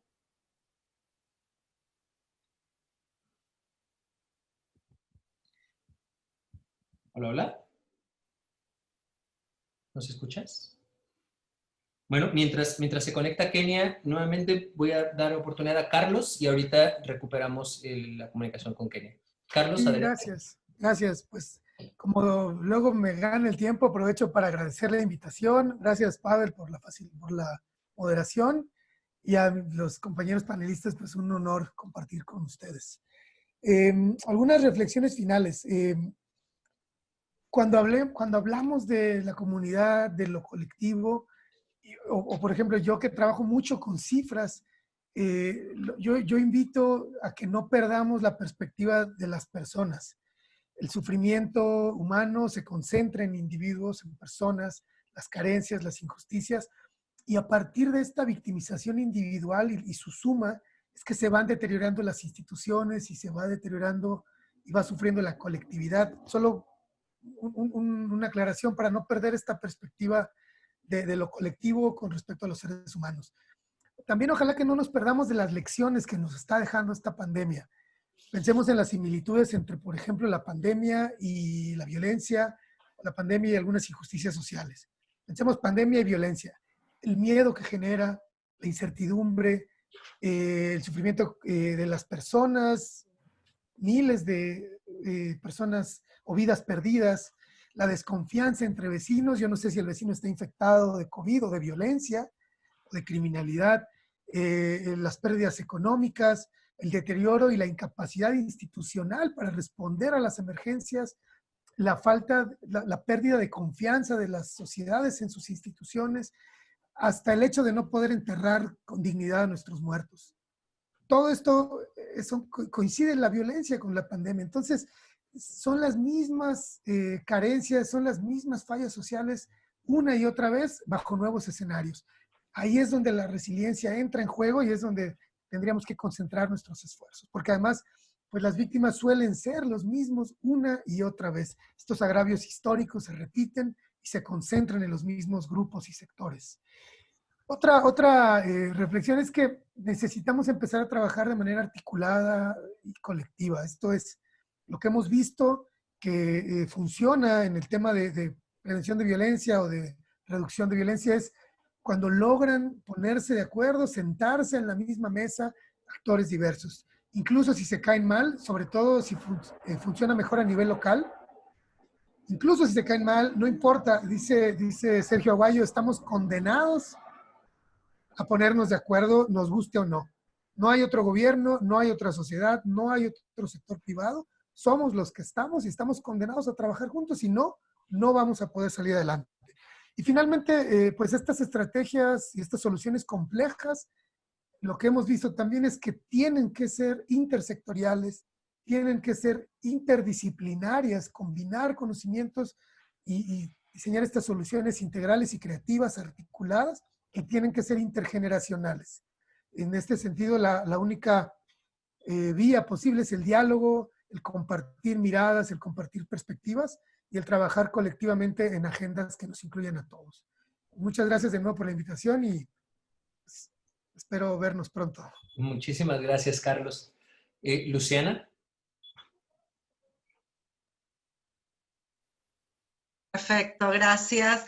Bueno, para concluir un poquito, que me faltó un tiempo muy chiquitito para hablar también de la matriz de género, es tan importante en todos los protocolos que vengan, que se estén formalizando, tanto matriz de género, diferencial y también teniendo en cuenta a las disidencias, obviamente, que eso es el género, para ir en concordancia con el ODS 5 y trabajar una perspectiva de género en cualquier protocolo y en cualquier intervención comunitaria que se haga y que se esté estableciendo a nivel institucional, gubernamental, social o comunitario. Si no, las sociedades no pueden seguir avanzando. Y esto que nos remarca la Agenda 2030, en donde es una agenda obviamente que habla de transversalidad y habla de interseccionalidad de género y de derechos, donde el eslogan o el lema es que nadie quede atrás. Por favor, empezar a trabajar esas agendas 2030 locales, como se llaman, globales locales, para poder empezar a generar comunidades de paz, comunidades resilientes, y no caigamos en esto que también nos refería el gran Galeano, de que la paz mueve millones, la violencia mueve millones y la paz no mueve un peso. Hay que romper ese paradigma y empezar a trabajar y ver la paz desde la acción y de la construcción y desde las narrativas. Entonces, es excelente que nos pongamos en este panel, por ejemplo, a hablar de lo que significa la paz y no solamente ir un poquito más allá de todo lo que la paz y vivir en una convivencia pacífica social nos trae. Resumiendo este tema de la resiliencia comunitaria como tema básico, en donde hay que trabajar todo este entramado social, primer punto. Segundo, trabajar en protocolos de prevención y trabajar la prevención antes de trabajar en prevención, fundamental. Trabajar fuertemente en la cohesión social, porque como recién mi compañero relataba, estamos en bastantes anomias, grietas sociales que nos han... ya las teníamos, pero también esto nos ha puesto el foco de empezar a vernos de veredas diferentes, y esto no puede, para los que trabajamos y somos constructores de paz, es algo en lo cual nos genera un trabajo muchísimo más fuerte a nivel de lazos y entramados. Y por último, y no menos importante, es empezar a trabajar fuertemente en acción sin daño, que es también una herramienta que se trabaja, y la acción sin daño, lo que nos da esta herramienta, que se trabaja en posconflicto muchas veces, es justamente tener este sentido de pertenencia ético-social, y no solamente ético-social, sino también jurídico, que las sociedades tienen que tener. Y creo que mi compañera María Barón hablaba de a veces cuando las intervenciones son peores lo que está pasando en esa comunidad o en esa sociedad. Entonces, tener en cuenta de la acción sin daño. Para terminar, nunca una acción puede volverse moralmente suelta del contexto de las consecuencias, y nunca una acción puede exigirse de forma absoluta, sino que en la propia valoración hay que entender el contexto, las consecuencias. Muchísimas gracias. Un gran abrazo.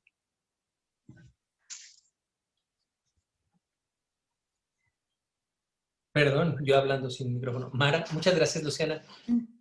Gracias a todos los panelistas, a nuestro excelente facilitador, Pavel, me dio mucho gusto saludarte, y Aldo, en particular, Aldo Trapero, por la invitación a compartir. La verdad es que disfruté mucho el intercambio y la riqueza de miradas. Creo que fue muy, muy enriquecedor para mí escucharlos. Quizá nada más a profundizar en esta idea de los contextos. Hablamos de un fenómeno global con contextos locales, y el análisis que hice yo se enfocaba como a lo mejor a nivel nacional, pero sí vale la pena hacer ese mismo ejercicio y bajarlo al nivel de ciudad, a nivel barrial, qué nos conecta, qué nos divide. Esa es una herramienta básica, una herramienta muy útil justamente para lo que mencionaba Luciana, para poder diseñar acciones desde un punto de vista justamente de acción sin daño, ¿no? Y el principio de acción sin daño implica entender los contextos, implica fortalecer las capacidades locales que existen para la paz, los consensos locales, lo que une, lo que cohesiona, y tener mucho cuidado de no atizar a lo que divide, a lo que está generando y alimentando el conflicto o la polarización. A veces Los conflictos violentos inician simplemente con una rivalidad entre grupos y muy pronto, si un programa social favorece a un grupo sobre otro, pues eso deriva en violencia. Y estamos viendo que eso está sucediendo mucho en el caso de los conflictos socioambientales en México, porque justo los grandes proyectos de infraestructura, como puede ser una minera, como un proyecto extractivo, un proyecto energético o algo como el Tren Maya, muy pronto o más bien muy fácilmente divide las comunidades entre los que están a favor y los que están en contra. Entonces es muy importante cuidar los procesos de tal manera que las comunidades puedan articularse, dialogar y decidir juntas si están a favor, si están en contra de esos proyectos. Y que por el contrario no sea un factor de división y que pueda derivar en violencia, ¿no? Como está sucediendo en este país, en varios países de Latinoamérica, donde los opositores a estos proyectos pues, sufren directamente violencia, ¿no? Creo que esto es algo que hay que cuidar mucho y que es un ejemplo concreto de cómo podemos aplicar este principio de acción sin daño. Eso que estamos viendo en lo rural, por ejemplo, contrasta con la realidad de la Ciudad de México, en donde tenemos un montón de factores de cohesión, que es una sociedad donde hemos ido construyendo consensos, hemos avanzado en nuestra legislación, es una legislación incluyente, desde el punto de vista de derechos, desde el punto de vista de la política social, de la política de movilidad. Entonces creo que en la Ciudad de México hay mucho de donde agarrarse para seguir construyendo una sociedad abierta. Tenemos muchos conectores de donde construir, tenemos una jefa de gobierno que yo creo que ha sido muy cuidadosa de no alimentar los divisores, ha quedado como al margen de toda esa polarización que hay en torno a la figura presidencial. Creo que lo ha hecho de manera inteligente y bueno, creo que el panorama es más optimista en la Ciudad de México de lo que es fuera de la ciudad, sobre todo en estos territorios rurales, donde poblaciones indígenas excluidas, donde hay mucha pobreza y donde está esta competencia por cómo se van a aprovechar los recursos naturales, ¿no? Todo el tema de los conflictos socioambientales creo que es de los temas que va a ser uno de los mayores retos. Muchas gracias, Pavel, nuevamente, y al Info Ciudad de México por la invitación. Muchísimas gracias, Mara. Ya estamos bien cortos de tiempo, pero todavía nos falta nuestra compañera Kenia. Si pudieras dar un mensaje breve de clausura. No sé si todavía estamos por acá.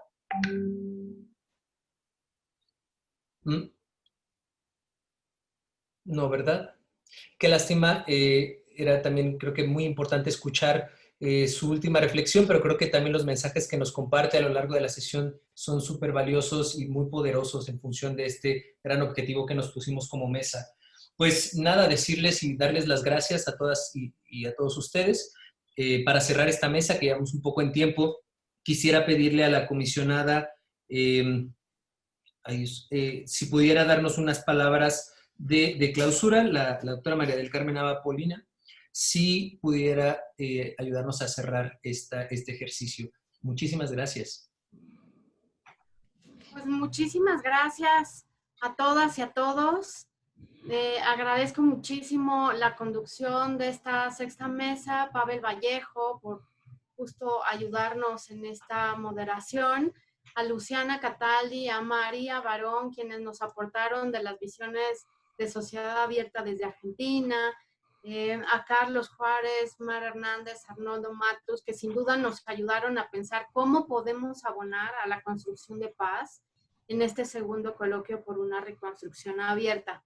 Gracias de corazón a Kenia Cuevas y a la comunidad de Casa de las Muñecas Tiresias, que nos llaman justo a la acción con el ejemplo, ¿no? Vernos como personas y sumar. Me gustaría mucho aquí hacer un alto para poder pasar un video que justo concentra cómo es que estamos trabajando la apertura institucional desde el Info y dar paso posterior al video a algunas conclusiones que se llegaron en las mesas.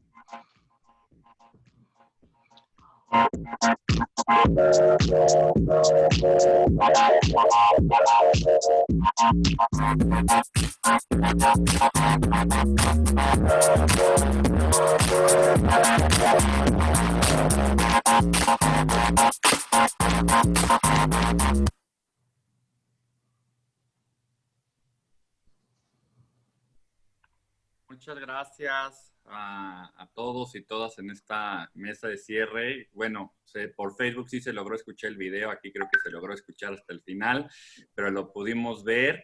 Y pues ahora iniciaríamos la mesa de cierre, bueno, la clausura formal del evento como tal de este segundo coloquio, y para eso me gustaría ceder el uso de la voz a la comisionada María del Carmen Napoli.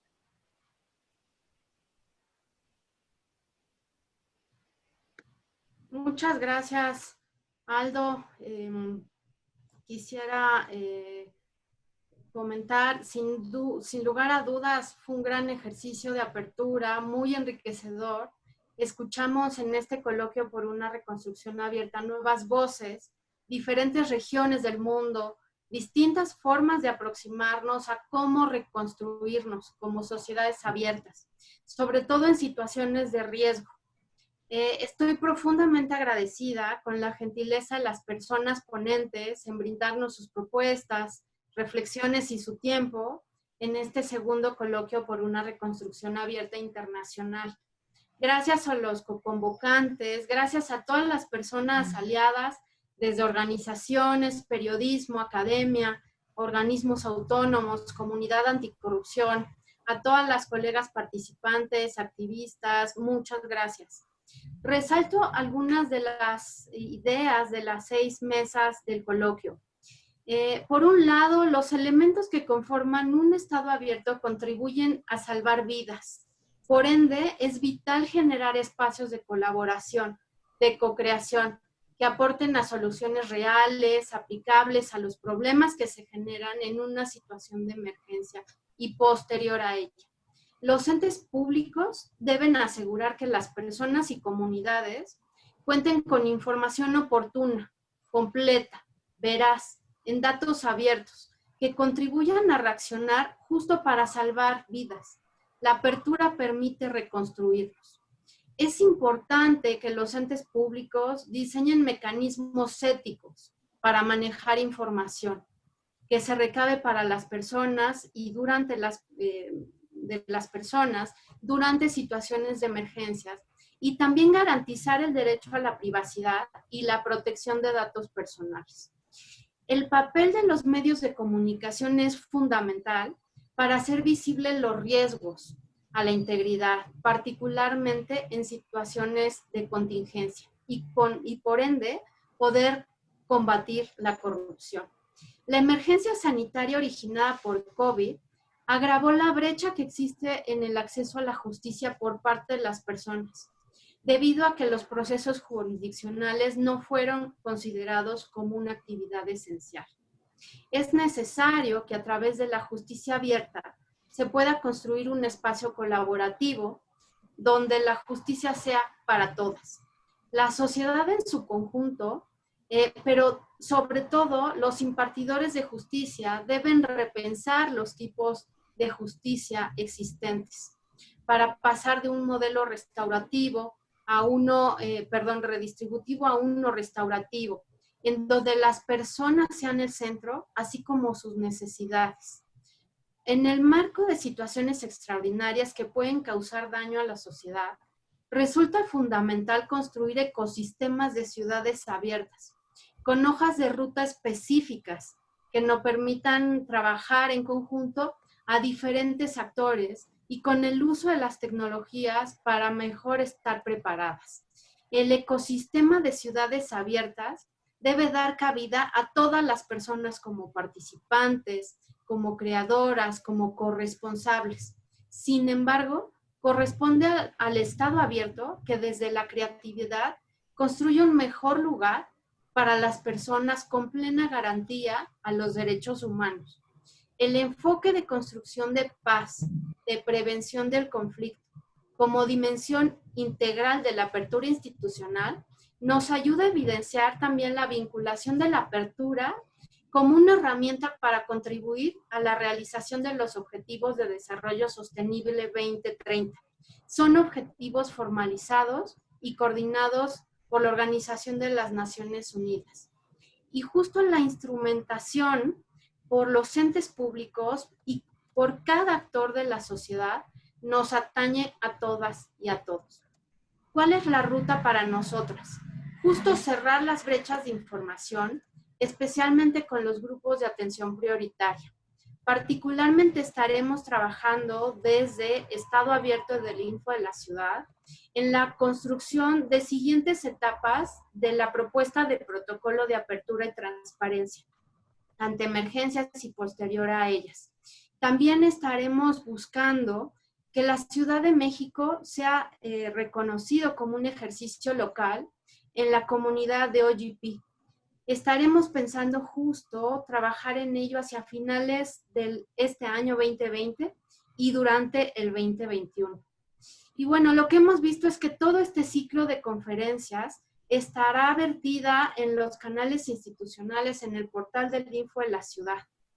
Y finalmente, agradezco a todas las personas de las áreas de servicios del Info de la Ciudad, a mi equipo de Estado Abierto, a colegas comisionadas del Info, del Sistema Nacional de Transparencia, a toda la comunidad de práctica de apertura a nivel internacional. Justo me parece que este coloquio por una reconstrucción abierta fue un ejemplo de cómo nos podemos sumar para aportar, para co-crear, para buscar soluciones. Les agradezco muchísimo a todas y a todos y por supuesto a mis colegas del Pleno del Info de la Ciudad.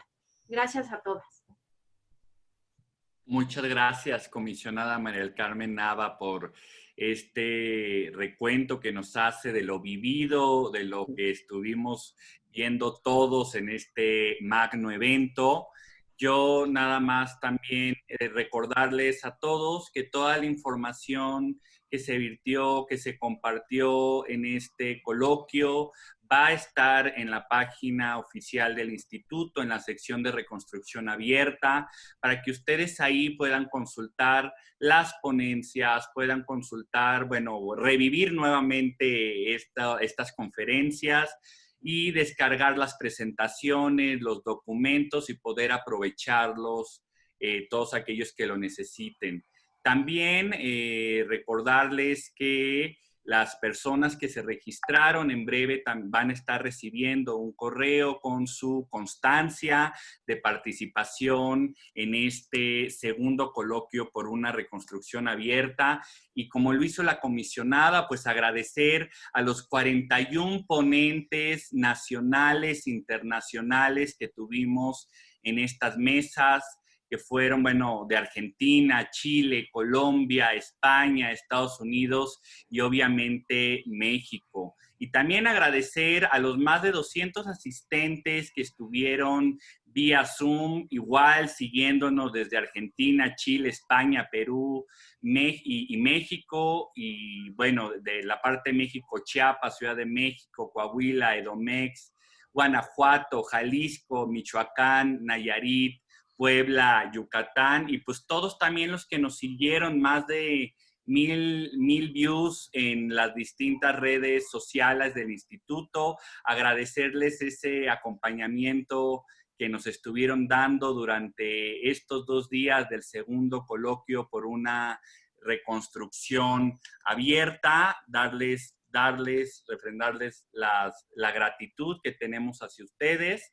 Y bueno, con esta información ya dada y agradeciendo la presencia de la comisionada San Martín en esta clausura y también del comisionado presidente, cedo el uso de la voz al comisionado presidente Julio César Bonilla para que dé formalmente el cierre de este evento. Muchas gracias.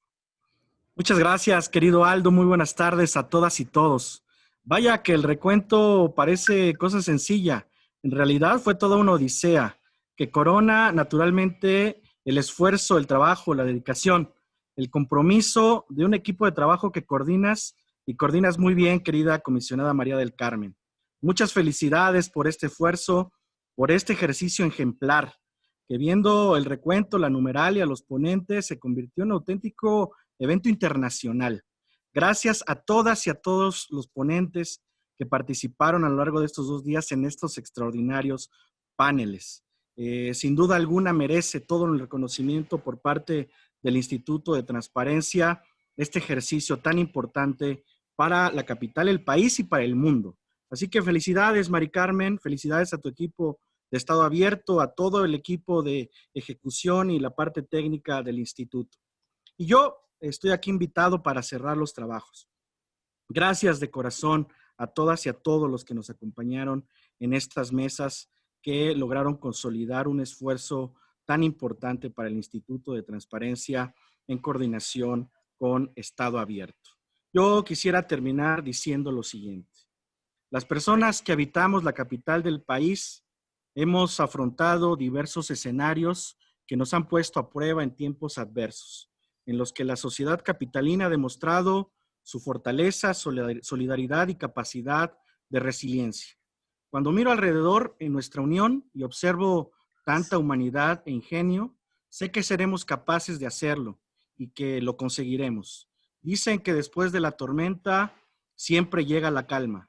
La Ciudad de México está de pie y así seguirá si todas y todos la defendemos hoy con valentía, solidaridad y confianza.